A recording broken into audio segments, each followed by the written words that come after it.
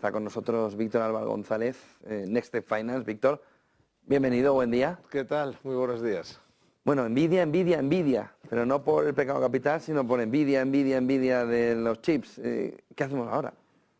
Bueno, lo primero es una muy buena señal que las ventas o las expectativas de ventas, en fin, todo este proceso, que Nvidia siga vendiendo mucho es una magnífica señal. Primero, porque, digamos, está claro que es algo que está ya descontado. Es decir, cuando todo el mundo sabe algo en el mercado, ya no hay mucho más que se pueda hacer. El valor puede seguir subiendo, pero no va a ser lo que ha sido. Eso en nuestra opinión está claro. Pero para nosotros lo más importante es el síntoma. Es decir, ¿qué hace Nvidia básicamente? ¿Qué es lo que le ha llevado a esta situación? Es el hecho de que son los fabricantes, o uno de los fabricantes de la materia prima de ese enorme cambio que va a ser la entrada, la llegada de la inteligencia artificial a la economía y a las empresas.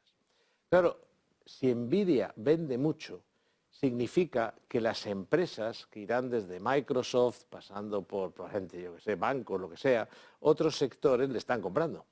Y le están comprando porque están apostando por esa herramienta de productividad que es la inteligencia artificial.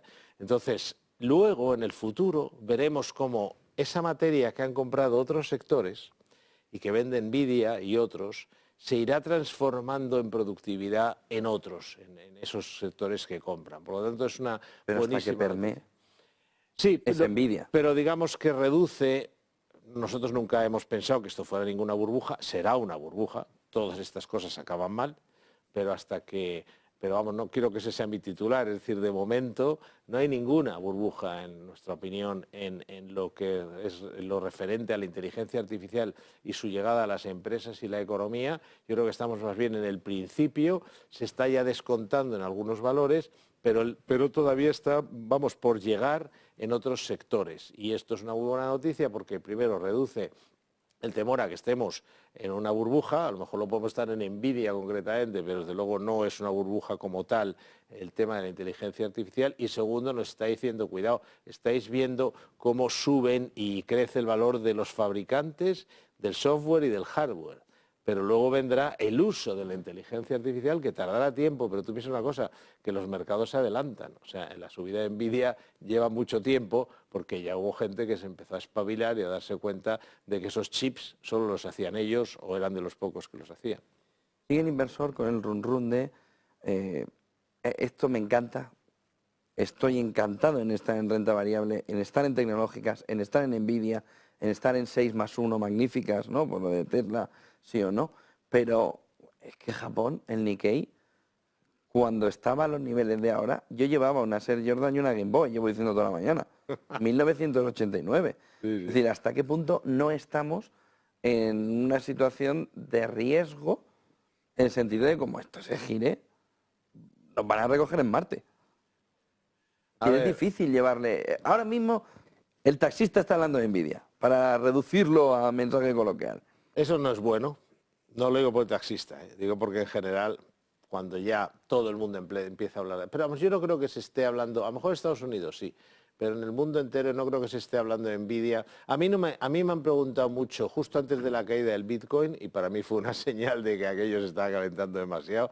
Me ha preguntado mucha gente por el Bitcoin. Oye, ¿qué piensas? Oye, ¿qué tal? En reuniones, los amigos, bodas y bautizos. Pero no Nvidia. Pero no de Nvidia, ¿eh? Ni siquiera me preguntan demasiado por la bolsa. La mayoría de la gente... O sea, en esa época que tú dices, yo estaba empezando a trabajar. Y recuerdo que había una euforia bursátil importante, es decir, que había habido, es verdad, el crash previamente, el crash del 87, pero luego se recuperó el mercado y era la época de los yuppies, de todo aquello. Ahí sí que había una euforia importante. Ahí sí que, recuerdo que había una cosa que se llamaba como boletín de bolsa, algo así, que lo había en los bares. O sea, y que funcionó muy bien, y era, no sé si era gratuito, costaba, yo creo que era gratuito, vivía de la publicidad. Y había un montoncito pues en los bares de barrios de cierto nivel económico, y estaba ahí en las esquinas, lo podías coger, había un boletín de bolsa que no me acuerdo cómo se llamaba. Entonces te quiero decir que no creo que estemos ni de lejos en ese nivel de euforia al que había en los años finales de los años 80, primeros de los 90, y que tardó en acabar mal, porque acabó mal en el 2000. O sea, esa euforia duró todos los Incluso años 90. 94, 95, que era una situación muy parecida ahora, no acabamos en recesión. Exacto. No, no es ya recesión, porque recesiones habrá. El tema está en lo grave es un crash bursátil, porque la recesión puede ser alcista. Si con la recesión, si no es muy fuerte, bajan los tipos de interés, eso impulsa las bolsas. Eso lo estamos viendo en Europa. A ver, en Europa porque sube el Eurostoxx, si vamos a una recesión de cabeza. Pues sube primero porque es un índice de multinacionales, o sea, no depende solo de Europa, para nada. Louis Vuitton no solo vende en Francia. Y de ahí en adelante, pero también porque al mercado europeo los inversores están apostando por una fuerte bajada de los tipos de interés en el futuro. En los mercados todo es mirar al futuro. El que piense en los mercados con lo que pasa hoy, que lo hacen muchos economistas, y que está fuera de lugar, pues ese va a perderse o no va a ganar. Pero no estamos en euforia y cuidado, lo del Nikkei, con esto acabo, es otro síntoma muy positivo, porque según el análisis técnico, y nosotros no somos unos súper talibanes del análisis técnico, nosotros somos los dos. O sea, nos parece que el análisis fundamental te dice qué tienes que comprar o vender y el técnico te dice cuándo. Dicho esto, el análisis técnico, el de verdad, no el que se inventa la gente por la mañana y lo sube a Twitter, sino el de la teoría de Dow, que se llama así, para la gente que crea que el análisis técnico es una cosa que tú más o menos te organizas según te pones a ello, pues el que estudia análisis técnico, él decía que la mejor señal que puede haber alcista es que rompan máximo los tres índices fundamentales, que en su época eran todos norteamericanos, era el Dow Jones Transportation y no sé cuál era el otro, el Utilities me parece que era. Pero hoy en día los tres índices fundamentales son el S&P 500, el Nasdaq, el Eurostoxx y el Nikkei, son cuatro en realidad. Y los cuatro están tocando máximos, con lo cual la incorporación del Nikkei podría ser más bien al contrario una señal alcista muy clara. ¿Eso nos lleva a que la renta fija, que pensábamos que iba a ser un año espectacular, hay que ponerla en barbecho? Estaban subiendo los diferenciales en la jornada de ayer. No, porque, ¿Qué hacemos con la renta fija? No, la renta fija simplemente se ha normalizado. Es decir, que nosotros tampoco esperábamos ganar mucho dinero en renta fija. Simplemente que vamos a ganar, ya pasó el año pasado y va a pasar vamos a ganar más. Pero que una parte del inversor que sí. Porque pensaba que con la bajada de los diferenciales, lo suyo era oro, en la mano. Pero como para llegar a pensar que lo haga mejor que la renta variable, a mí me sorprende. No, en este escenario.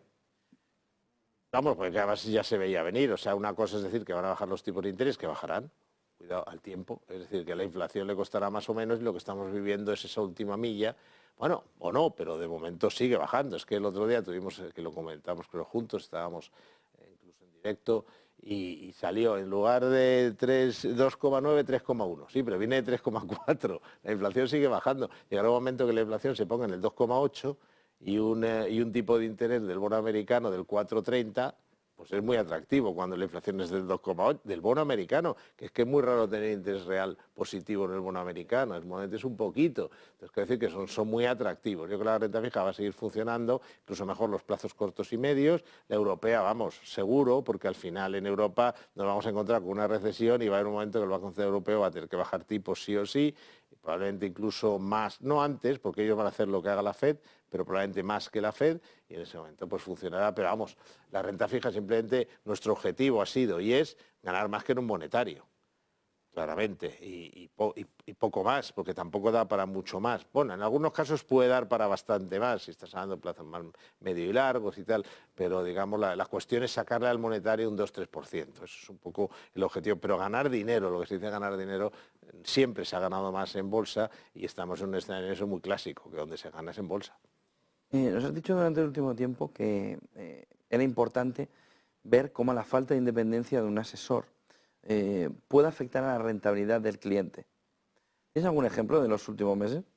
Hay todos los años, pero el pasado, por ejemplo, o los últimos meses, el año pasado concretamente, hay uno, por ejemplo, muy llamativo. Estamos hablando que donde se gana dinero en una situación, digamos, normal, con la economía, por ejemplo, de Estados Unidos creciendo moderadamente, en Europa va ahí estancada, pero con perspectiva de bajada de tipos. En fin, una situación favorable, por decirlo de alguna manera, es en bolsa. Fíjate, en los primeros compases del año 2023, que no había empezado mal para las bolsas tuvieron un momento malo después del verano y hasta el mes de noviembre aproximadamente. Pero quitando esa corrección, que tampoco fue nada del otro mundo, pero bueno, fue una corrección considerable, Las bolsas iban bien, estaban funcionando bien, venían de un 2022 muy malo, estaban a precios buenos, estaban subiendo, las perspectivas, ya estaba bajando la inflación, todo tenía mucha mejor pinta para las bolsas. Pero ¿qué pasó? Que las mayorías de entidades, y estos son datos, no relatos, son datos concretos, la mayoría de entidades, curiosamente, en todas las carteras gestionadas, en todas las carteras asesoradas,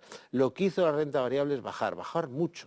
Pero curiosamente lo que subió fueron todos estos fondos que estaba colocando la banca, y no solo la banca, las entidades financieras en general, fondos de renta objetivo, de no sé qué, todo este tipo de productos, ¿no? Tan interesantes para las entidades financieras. Entonces dices, bueno, yo creo que habrá casos en los que fueran inversores muy conservadores que les pasaron de un depósito a ese fondo que estuvo bien hecho, pero a la gente que le dijeron vende la renta variable y compra, y yo esto lo he visto en bastantes clientes, lo he oído, vende la renta variable ahora que ya más o menos se ha recuperado y compra estos fondos que ha sacado el banco de rentabilidad objetivo, han tenido un coste de oportunidad brutal, porque estamos hablando de una subida que puede ser a lo mejor desde entonces, en fin, de 2 dígitos.